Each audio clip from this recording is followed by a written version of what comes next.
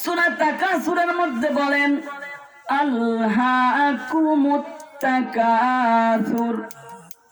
আমার বান্দাগুলো দুনিয়ার পিছে দৌড়ায়, দুনিয়ার দিকে সময় নষ্ট করে দেয়, দুনিয়ার পিছে তারা সময়টা ব্যয় করে, মনে যা চাই তাই করে, দুনিয়ার পিছে তারা দৌড়াইতেছে। কতদিন পর্যন্ত দুনিয়ায় দৌড়াবে? হাত্তা যুরতুমুল মাকাবির, যতক্ষণ পর্যন্ত তার সামনে কবর না আসবে, যতদিন পর্যন্ত সে কবরের দেখা না পাবে, হায়াতের বাতিটা শেষ না হবে, ততক্ষণ পর্যন্ত দুনিয়া দুনিয়া করা সে বাদ দেবে না। ঠিক কিনা জোরে বলেন? যতদিন পর্যন্ত হায়াত গুলো থাকবে ততদিন পর্যন্ত দুনিয়া দুনিয়া করবে। কিন্তু আল্লাহ রাসূল বলেন হুব্বুদ দুনিয়া রাসু কুল্লি খতিআ। ও আমার উম্মতের দল, তোমরা যদি দুনিয়ার পিছে দৌড়াও, দুনিয়ার দিকে সময় নষ্ট করে দাও, তাহলে তোমরা শুনে নাও, দুনিয়াকে মহাব্বত করার কারণে আখিরাতকে তুমি পর করে ফেলেলা।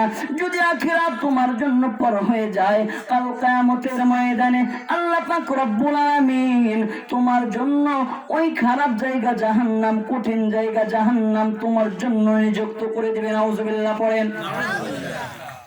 আল্লাহ রাব্বুল আলামিন বলেন, ও আমার বান্দার দল, তোমরা যদি দুনিয়ার মধ্যে দুনিয়া দুনিয়া না করো, আমি আল্লাহ রব্বুল আলামিনের দিকে দৌড়াও, আমি আল্লাহ পাক রব্বুল আলামিনের কথাগুলো শুনতে থাকো, আমি আল্লাহ পাক রব্বুল আলামিন তোমাদের সমস্ত জীবনের গুনাহ মাফ করে দেব। সুবহানাল্লাহ পড়েন। আল্লাহ রব্বুল আলামিন আমাদেরকে কোরআনের মাহফিলে আনছেন। আল্লাহ পাক রব্বুল আলামিন বলেন ওয়া ইযা কুরিয়াল কুরআনু ফাসতামিউ লাহু ওয়া আনসিতু লাআল্লাকুম তুরহামুন। আল্লাহ রাব্বুল আলামিন বলেন, ও আমার বান্দার দল, তোমরা কোরআনের মাহফিলে বসলা, কোরআন শোনার জন্য বসলা, ওই মাহফিলে কোরআনের অনুষ্ঠানে বসার পরে তোমরা কথা বলবা না, ওই কোরআনের কথাগুলো মনোযোগ দিয়ে শুনতে থাকো। তোমরা যদি কথা মনোযোগ দিয়ে শুনতে থাকো, কোরআন মনোযোগ দিয়ে শুনতে থাকো, আমি আল্লাহ তাআলা তোমাদের উপর রহমত বর্ষিত করতে থাকবো। আল্লাহ রাব্বুল আলামিন বলেন, ও বান্দার দল, তোমরা কিভাবে জান্নাতি হইতে পারবা, তোমরা কিভাবে জাহান্নাম থেকে বাঁচতে পারবা, তোমরা কিভাবে কামিয়াব হইতে পারবা? আল্লাহ রাব্বুল আলামিন সূরা মুমিনুনের প্রথম নম্বর আয়াতে বলে, আপনাদের সামনে তেলাওয়াত করেছেন। আল্লাহ বলে ক্বাদ আফলাহাল মুমিনুন।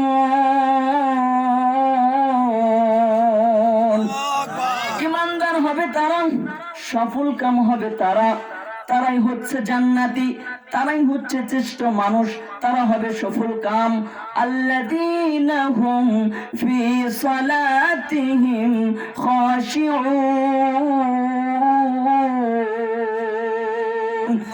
যারা ঈমান এনেছে তারা হচ্ছে সফল কাম, যারা ঈমান আনছে তারা কি সফল কাম।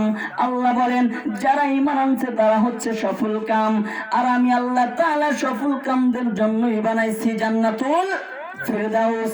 আল্লাহ রাব্বুল আলামিন সূরা শামসের মধ্যে বলেন ক্বাদ আফলাহা মান যাক্কাহা।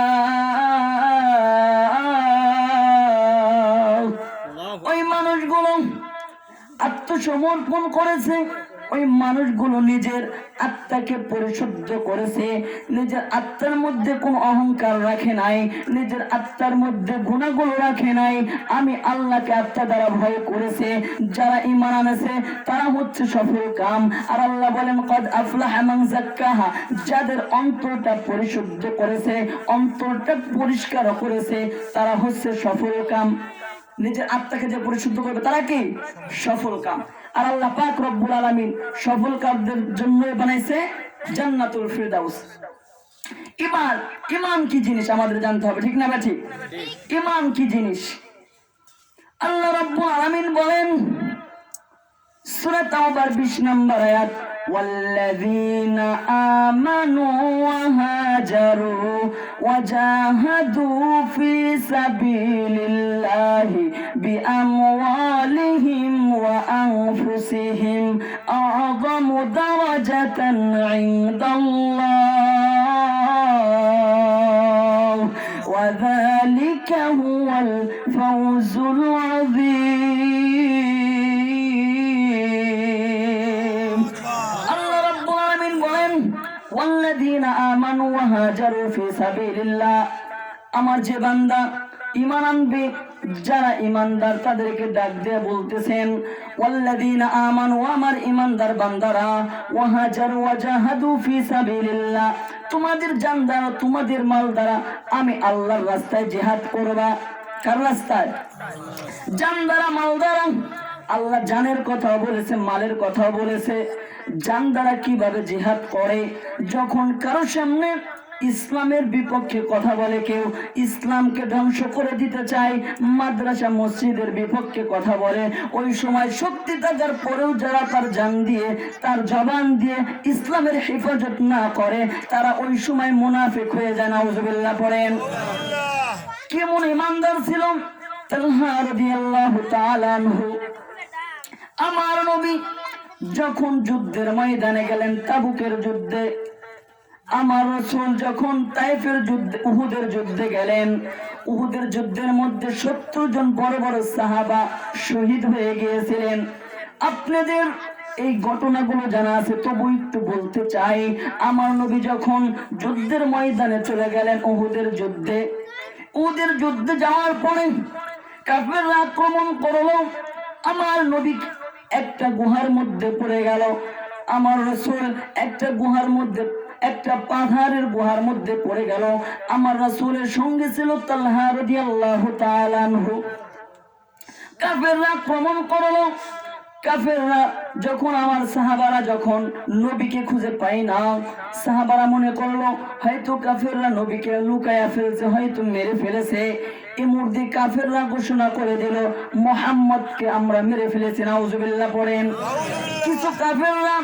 আমার নবীকে যখন এই পাহাড়ের গুহার মধ্যে আটকে ফেলেছে সাথে তালহা রাদিয়াল্লাহু তাআলা আনহু কাফেররা চিন্তা করলো এইরকম ভালো সুযোগ কোনোদিন পাওয়া যাবে না নবীকে মারার জন্য মুসলমানদের নবীকে মারবো তাকে আমরা মেরে ফেলবো এইরকম সুযোগ আর পাবো না কাফেররা তারা অনেকগুলো কাফের মিলা এই আমার নবীর দিকে তীরগুলো নিক্ষেপ করে নাউজুবিল্লাহ জোরে বলেন আমার নবী গুহার মধ্যে পড়া আমার নবী অসুস্থ হয়ে গেছে তার মাথার মধ্যে লোহা ঢুকেছে হেলমেট অতিক্রম করে লোহা ঢুকেছে আমার নবীর মাথা দিয়ে রক্ত বাইর হয় আমার নবী যে কথা বলতে পারে না অসুস্থ হয়ে গেছে আমার নবীকে তীর নিক্ষেপ করে ওই সময় তালহা রাদিয়াল্লাহু তাআলা আনহু তার পিঠে দ্বারা ওই তীরগুলো ঠেকায়া দেয় আমার নবী ডাক দেয়া বলে ও তালহা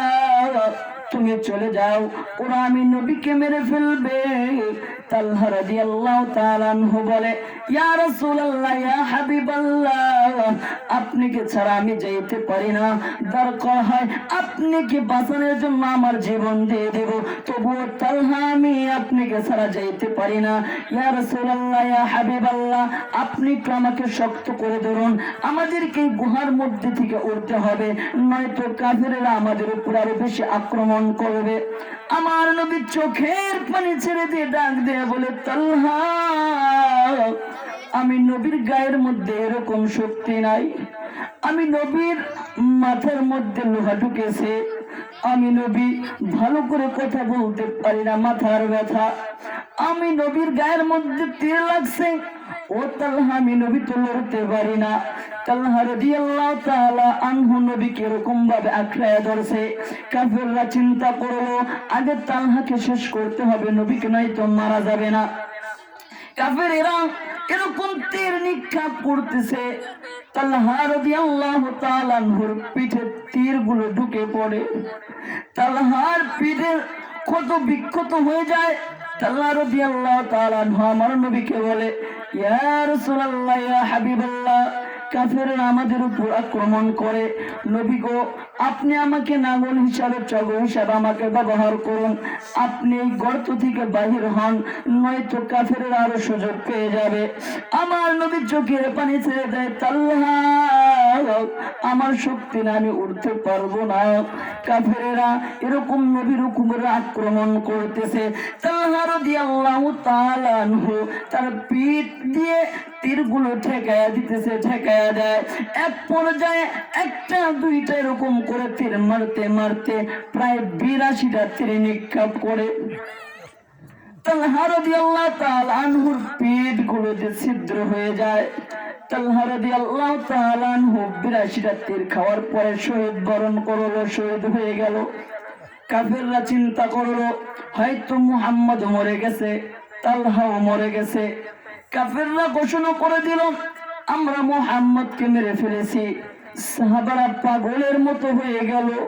ওই সময় সাহাবারা তাদের মাথার ব্রেনটা এলোমেলো হয়ে গেল। তারা যুদ্ধের ময়দানে মনোযোগ দিতে পারলো না। এক পর্যায়ে এরকম যুদ্ধ করতে করতে প্রায় বড় বড় ৭০ জন সাহাবা শহীদ হয়ে যায়। সাহাবারা শহীদ হয়ে গেলেন। এক কিছুক্ষণ পরে, অনেক টাইম পরে ওই পাহাড়ের ওই গুহায় থেকে উঠলো যে কোনো মাধ্যমে, জিবরাইলের মাধ্যমে। আমার নবী সাহাবাদেরকে ডেকে ডেকে বলে, ও সাহাবারা তোমরা তাকায়া দেখো আমার কোন কোন সাহাবা শহীদ হয়ে গেছে। সাহাবারা লিস্ট করতেছে, সাহাবাদেরকে গণনা করেছে। আমার নবী তাকায়া দেখে তালহা রাদিয়াল্লাহু তাআলা আনহুর পেটে একটা নয়, দুইটা নয়, ৮২টা তীরের আঘাত পড়েছে। আমার নবী চোখের পানি ছেড়ে দিলেন। আমার নবী তাকায়া দেখে সাদ সালামি যে সাহাবাটা আজকে বিবাহর কথা ছিল, বিবাহ হয়েছে। বাসর করেন রাজাইয়া আমি নবী মারা গেছে এই কথা শুই না, যুদ্ধের ময়দানে আসছে।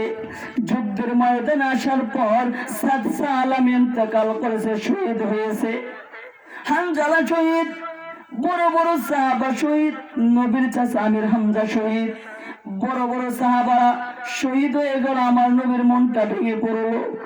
আমার নবী তায়েফের ময়দানে এত কষ্ট করলেন, তার দাঁত গুলো ভেঙে গিয়েছিল, মাথার মধ্যে লোহা পর্যন্ত ঢুকে গেল।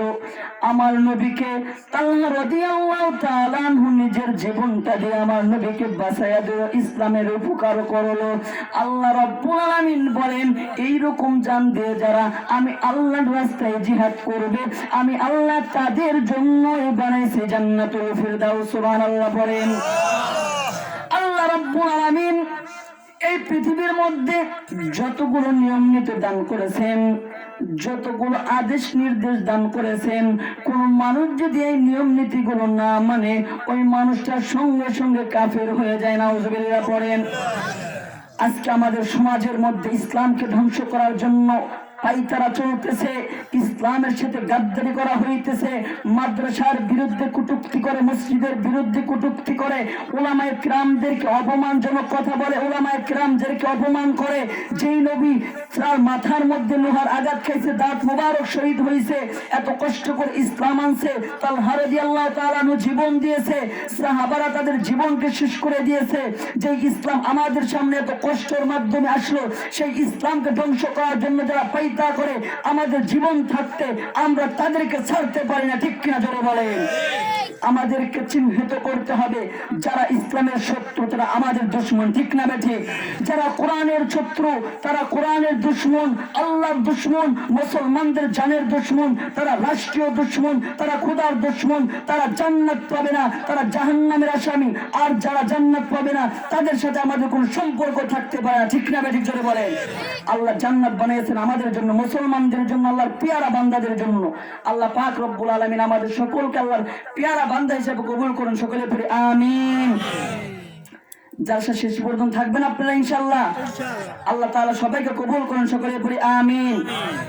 বলতেছিলাম আল্লাহ রাব্বুল আলামিন বললেন, ও আমার বান্দার দল, তোমরা তোমাদের আত্মাকে পরিশুদ্ধ করো, তোমরা তোমাদের আত্মার মধ্যে অহংকার রাখো না, তোমাদের আত্মাকে তোমরা পরিশুদ্ধ করো। এত আত্মাকে পরিশুদ্ধ করেছিলেন বিলাল রাদিয়াল্লাহু তাআলা আনহু, যার চেহারা সুন্দর ছিল না, ভালো ছিল না, কালো ছিল, ঠিক না ঠিক?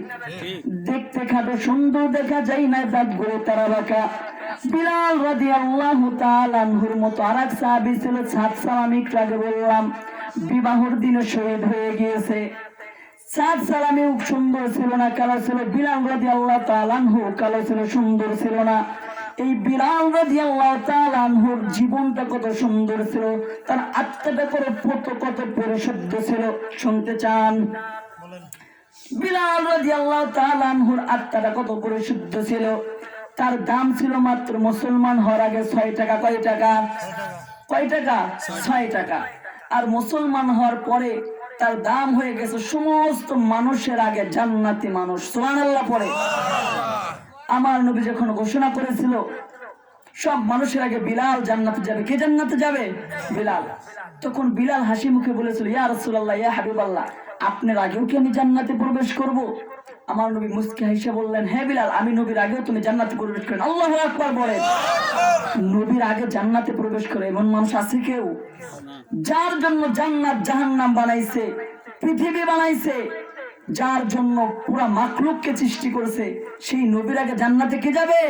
বিলাল। তখন বিলাল মুস্কি হেসে বলে, নবী আমার সাথে ঠাট্টা করেন? আপনার আগে আমি জান্নাতে যাইতে পারবো?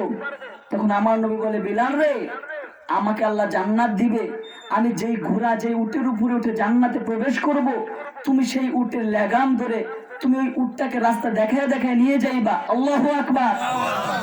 যেহেতু তুমি উটের ওই লাগামটা ধরে জান্নাতে প্রবেশ করবা, আগে জান্নাতে ঢুকাইবা উটটাকে, তুমি তো আগে থাকবা, আমি নবী পরে থাকবো, সেক্ষেত্রে তুমি আগে জান্নাতে প্রবেশ করবা। আল্লাহু আকবার। এত মর্যাদা আল্লাহ বিলালকে দান করেছিলেন। সেই বিলালের জীবনীটা একটু বলতে চাই ইনশাআল্লাহ। উমর রাদিয়াল্লাহু তাআলা আনহুর কথা আপনারা শুনেছেন। আল্লাহ তাআলা তার দ্বারা ইসলামের অনেক শান্তি, ইসলামের অনেক উপকৃত করেছেন। উমর রাদিয়াল্লাহু তাআলা আনহু খলিফাতুল মুসলিমিন, যখন তিনি সরকার, তার কাছে একটা পাদ্রী আসলো। পাদ্রী এসে, খ্রিস্টান পাদ্রী এসে বলল, উমর, আমি তোমাকে 4টা প্রশ্ন করব। কয়টা প্রশ্ন? 4টা প্রশ্ন। তুমি যদি এই 4টা প্রশ্নের উত্তর দিতে পারো, তাহলে আমি বুঝবো তোমাদের মুসলমানদের ধর্ম ঠিক, তোমরা মুসলমানরা জ্ঞানী। আর যদি তুমি 4টা প্রশ্নের উত্তর না দিতে পারো, তাহলে তুমি কি করবা? উমর বলল, আল্লাহর কসম, কোরআনের কসম, তোমার 4টা প্রশ্নের উত্তর যদি আমি না দিতে পারি, আমি উমর তোমার ধর্ম গ্রহণ করব। তখন বলে, ঠিক আছে, তোমার 4টা প্রশ্ন বলো। খ্রিস্টান তার 4টা প্রশ্ন বলতেছেন। 1 নাম্বার প্রশ্ন হলো, 2 ভাই ছিল। কয় ভাই ছিল? 2 ভাই ছিল। তারা একই দিনে জন্মগ্রহণ করলো, একই দিনে মৃত্যুবরণ করলো, তবু এক ভাই থেকে 100 বছরের বড়। আশ্চর্যজনক প্রশ্ন না? বুঝে আসছে কিছু? 2 ভাই ছিল, একই দিনে জন্ম, একই দিনে মৃত্যু। একই দিনে জন্ম গ্রহণ করছে দুনিয়াতে, আর আবার একই দিনে চলে গেছে। এক ভাই 100 বছরের এক ভাইয়ের থেকে বড়। উল্টা পাল্টা প্রশ্ন না? বলতেছে ইতিহাসে পাইছি, বলো এটা কে? এবার বলছে, উমর বলতেছে, তোমার 2য় নাম্বার প্রশ্ন বলো। 2য় নাম্বার প্রশ্ন বলছেন, এই পৃথিবীর কোন জায়গায় সূর্যের আলো একবার পড়েছে? কয়বার? একবার পড়েছে। কিয়ামতের আগ পর্যন্ত কোনোদিন ওইখানে সূর্যের আলো পড়বে না, 2য়বার কোনো সূর্যের আলো পড়বে না। 3য় নাম্বার প্রশ্ন হলো, কোন জেলখানায়, কোন কয়েদখানায় মানুষ থাকে, নিঃশ্বাস নেয় না, নিঃশ্বাস ছাড়া বাঁচতে পারে? এটা কোন কয়েদখানা, কোন জেলখানা? আশ্চর্যজনক প্রশ্ন না? 4র্থ নাম্বার প্রশ্ন হলো, এটা কোন কবর, যে কবরও জীবিত, মানুষও জীবিত, ওই কবরটা মানুষকে নিয়ে বেড়াইতে যাইতো, এটা কোন কবর? এই 4টা প্রশ্ন যদি তুমি উত্তর দিতে পারো, তাহলে আমি মনে করব তোমাদের মুসলমানদের ধর্ম সঠিক, তোমরা জ্ঞানী। আর যদি উত্তর না দিতে পারো, তাহলে আমার ধর্ম তুমি গ্রহণ করবা। চুক্তি হয়ে গেছে। এই 4টা প্রশ্নের উত্তর আপনারা শুনতে চান? কে কে শুনতে চান? 2 হাত আল্লাহকে দেখায়া দেন। আল্লাহ সকলকে কবুল করুন, সকলে পড়ি আমিন। তাই ইসলামের ক্ষতি করার জন্য আসছিল কে? পাদ্রী। মুসলমানরা এই প্রশ্ন জবাবগুলো দিতে পারবে না, তাই মুসলমানকে হার মানাতে আসছিল কে? পাদ্রী। কিন্তু আল্লাহ রহমতাতে ইসলামকে কেউ ধ্বংস করতে পারবে না। আল্লাহ রাব্বুল আলামিন বলেন, ইন্না নাহনু নাযালনা যিকরা ওয়া ইন্না লাহু লাহাফিযুন। আমি আল্লাহ রাব্বুল আলামিন কোরআনকে পাঠাইছি, এই কোরআনের হেফাজত করার দায়িত্ব আমি আল্লাহর। এই কোরআনকে কেউ যদি শেষ করে দিতে চায়, কোরআনের বিরোধিতা কেউ যদি করে, সে ধ্বংস হবে, আমার কোরআনের আলোকে সে নিভাইতে পারবে না। এই কোরআনের বিরোধিতা যারা করবে তারা ধ্বংস হবে, কোরআনকে সে ধ্বংস করতে পারবে না। তাই যারা ইসলামকে ধ্বংস করার পাইকারি করো, কোরআনকে অপমান করার চেষ্টা করো, তারা মনে রাখো ইসলামের বিরোধিতা করে, কোরআনের বিরোধিতা করে এই বাংলার জমিনে তাদের ঠাঁই হবে না। ঠিক না ব্যাঠিক? নাস্তিকতা নিপাজ্জাক, দিন ইসলাম জিন্দাবাদ, কোটি পানের একই আওয়াজ। খোদাদ্রোহী সার পাবে না, এই বাংলায় ঠাঁই হবে না, মুসলমানরা জেগেছে আজ। জন কদমে সামনে চলো, তোলো তোলো আওয়াজ তোলো, সবাই মিলে একই সাথে দাও না চলো গান। নারায়ে তাকবীর, নারায়ে তাকবীর, দিন ইসলাম, দিন ইসলাম। ইসলামেরই জন্য দেশের হয়েছে জন্ম, ইসলামের বিরুদ্ধে গেলে দেশ হবে ভিন্ন। ঠিক না ব্যাঠি? ইসলামেরই জন্য দেশের হয়েছে জন্ম, ইসলামের বিরুদ্ধে গেলে দেশ হবে ভিন্ন। ইসলামের বিরুদ্ধে যারা নিয়েছে অবস্থান, এই বাংলায় ঠাঁই হবে না, যাও হিন্দুস্তান, যাও হিন্দুস্তান। ঠিক না ব্যাঠি? ইসলামের জন্য দেশের হয়েছে জন্ম, ইসলামের বিরুদ্ধে গেলে দেশ হবে ভিন্ন। ইসলামের বিরুদ্ধে যারা নিয়েছে অবস্থায়, এই বাংলায় ঠাঁই হবে না, যাও হিন্দুস্তান, যাও হিন্দুস্তান। নারায়ে তাকবীর, নারায়ে তাকবীর। আল্লাহ পাক রব্বুল আলামিন আমাদের স্লোগানকে কবুল করুন, সকলে পড়ি আমিন।